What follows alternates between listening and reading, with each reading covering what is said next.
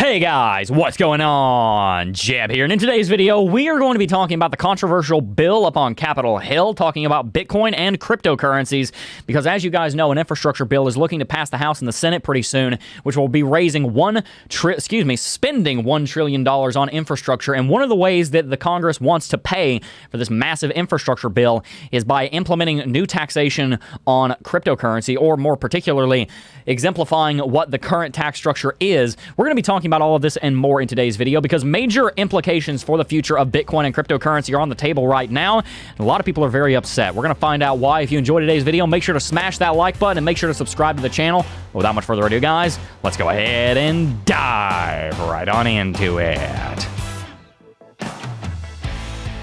Unchanged crypto tax bill will be put to a vote on Tuesday, as in tomorrow.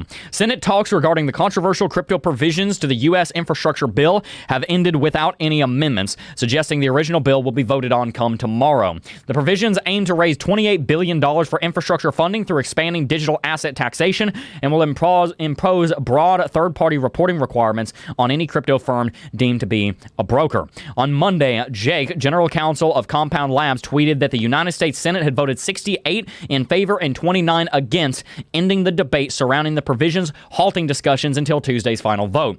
However, Jake emphasized that the Senate could still pass an amendment to the bill by unanimous consent before the final vote. Senate talks over the controversial crypto tax provisions of the U.S. infrastructure bill have stalled, with an unamended version of the bill set to be put to vote on Tuesday. So, guys, let me catch you up to speed a little bit in case you don't know what's going on here. There is $1 trillion infrastructure package that the Congress is trying to pass, and one of the 14 ways that Congress wants to pay for this $1 trillion infrastructure bill is by imposing new taxation and clarifying current tax structures on cryptocurrency. Now, very first thing I want to say here, and I've said this before, we've discussed this topic every single time we've mentioned it. I have nothing against government. I have nothing against taxes. I do have something against corrupt government and unjust taxes, though.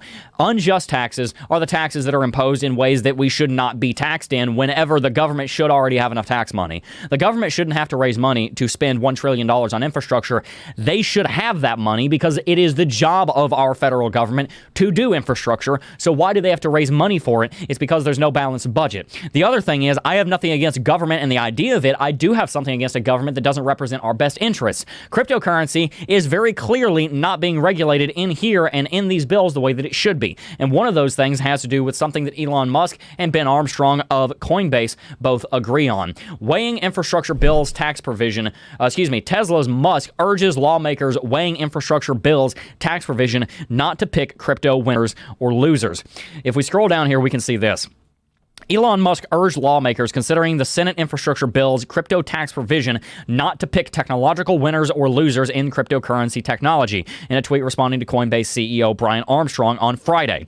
And this is a great tweet, what he just said here, or a great quote. There is no crisis that compels hasty legislation. And I totally agree, guys. Whenever we move very quickly, generally speaking, we move very poorly. There are examples where that is not the case, such as voting to declare war the day after Pearl Harbor. That was hasty. That was a good decision. This, on the other hand, we want to take slowly, because if we don't, we could very easily make big mistakes like what Elon Musk is talking about, picking technology winners and losers. What is he talking about? Let's get to that. The amendment submitted late Thursday by Senator Rob Portman, a Republican of Ohio, who wrote the original tax provision, and Mark Warner, Democrat of Virginia, was meant to water down the provision by excluding proof-of-work mining and entities involved in the selling of hardware or software that gives individuals control of private keys for digital assets. Lawmakers are expected to vote on the bill on Saturday, but it's actually been pushed back. What they're talking about here, I actually have the amendment up. They're talking about this right here, A and B, down here in segment 4 through 10. We can see A, validating distributed ledger transactions without providing other functions or services, or selling hardware or software, the sole function of which is to permit persons to control a private key used for accessing digital assets on a distributed ledger. So these are exemptions to the bill. Essentially, what we're doing here is we're saying this sector of this portion of the cryptocurrency sector is exempt from this, and this portion is not. What Elon Musk is saying is that we're picking winners and losers, and frankly, I think he's right. Here's the issue. Our government doesn't know the first thing about cryptocurrency, and they're trying to legislate around it. What happens when you get someone in charge who doesn't know what they're doing? you run into an issue where they start using their authority in ways that are not intelligent, and that is what the entire issue is with our current economic climate. That's why we have issues with the US dollar. That's why we have issues in so many realms of politics. Now, I've said this many times on the channel. I don't take a stance left or right, but I do take a stance of libertarianism because I think that's what Bitcoin stands for, and I know that you guys want to know how Bitcoin helps to fight this. So let's wrap all this up into a nice, neat bow. What's the point here? A bill is being passed probably this week, if not tomorrow, that is going to change the landscape of cryptocurrency regulation. In doing so, we are setting legal precedent that will be followed moving into the future. Whenever bills are drafted and laws are passed and court cases are decided, generally speaking, the lawmakers or the judges or the attorneys look on previous rulings and they use that to base their decision-making off of. If this bill does not pass the right way, and by the way, the U.S. Constitution is less than 30 pages, this bill is something like 10,000 pages long. That's how complicated we've gotten here with a lot of people that don't know what they're talking about.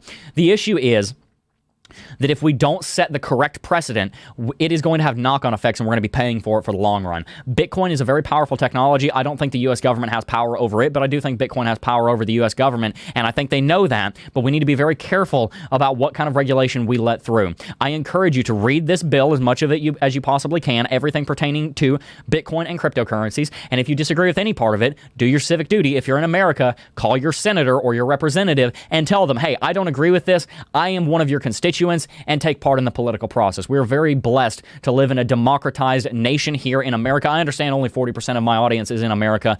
The rest of our audience, who's 60% of it, you need to be paying close attention to what Bitcoin is doing and how it's being regulated, because the rest of the world typically follows the U.S.'s lead. If you're in America and you don't agree with this, I encourage you, use your voice and say that you don't. That's all I got for today, guys. We're going to do more updates on this as more information comes out. I hope you got some good value out of this. Again, I encourage you to go and read more on this. This was a bit of a high-level summary of what's going on so that you guys have some idea. But anyway, if you enjoyed today's video, make sure to smash that like button. Also consider subscribing to the channel if you haven't already. We go live 9:30 Eastern Standard Time, Monday through Friday. We're uploading dozens of pieces of content every single week, and I don't want you to miss any of it because we're trying to cover as much as we possibly can. Make sure to also sign up for the webinar, which is about to be sold out. I think we have like 5 seats left. Make sure to check that out. And also make sure to sign up for CT2A. The link for that is down below. If you want to learn everything you need to know about technical analysis, it's the one-stop shop to do so. We've taught 5,000 students how to trade and invest profitably, and I want you to be the next. But anyway, guys, that is going to wrap it out for today's video. Before I go, though, I do just first want to thank each and every single last one of you for watching, as always, and I will see you guys in the next video.